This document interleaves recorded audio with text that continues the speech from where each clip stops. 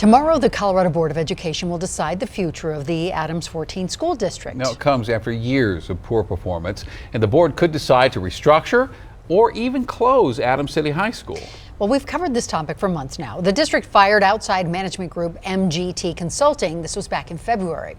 Adams 14 has been crafting an improvement plan ever since, even asking the board for more time back in March.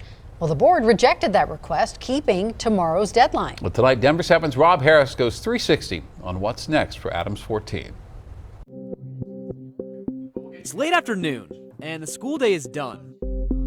But in the Pacheco household, the studying continues. And we'll see what your grade averages are. Lionel's a high school junior with hopes for college. But like many of his classmates in the Adams 14 school district, he's struggling with the material. What do you think then is the source of the challenges at your high school?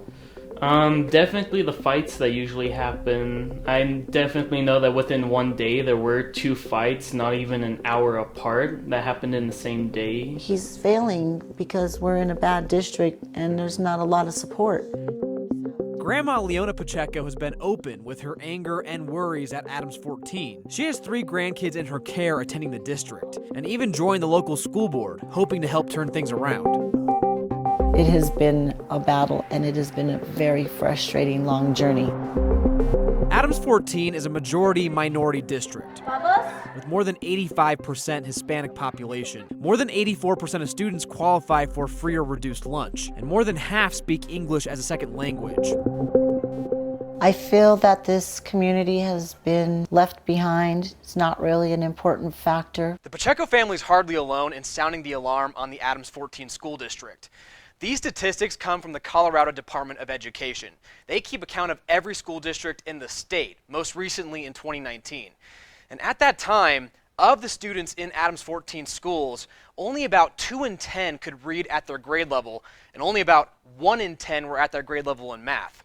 The graduation rates of the district are about 15 percentage points lower than the state average, and the dropout rates are more than double. Every year since 2010, the district has only gotten the 2 lowest ratings on the department's accountability scale.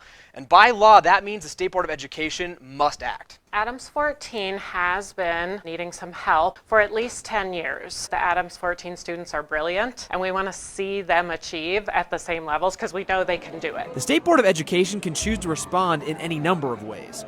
But the options mostly fall into 3 basic categories. If current administration at the district presents an improvement plan the board feels is satisfactory, they can approve it and leave control entirely in local hands.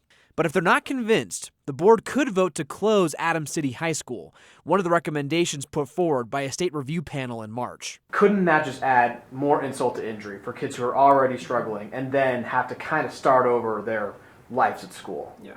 Well, we know that school closure is a really difficult and scary option. If that were to be a decision that the state board made, we would really work hard to implement it with a long timeline, with a lot of discussion with families. The board could also vote to reorganize the district, changing administration, dissolving the district and placing each school under the control of neighboring districts, or bringing in another outside management firm. That would be a controversial choice, since current leadership of the district had such a bad relationship with its previous management company, MGT Consulting. So bad, it ended in a lawsuit against the company. It didn't work in this last situation, and we certainly reflect on that. It doesn't mean it can't work in the future. Adams 14 has had 7 different superintendents since 2008. None have stayed longer than 4 years. I have more than 30 years in turnaround experience. But current superintendent Dr. Carla Laria just stepped in last year, and she says this time will be different if they get the chance to try. Why should the state give Adams 14 another chance to chart its own course when there hasn't been lasting success in the past?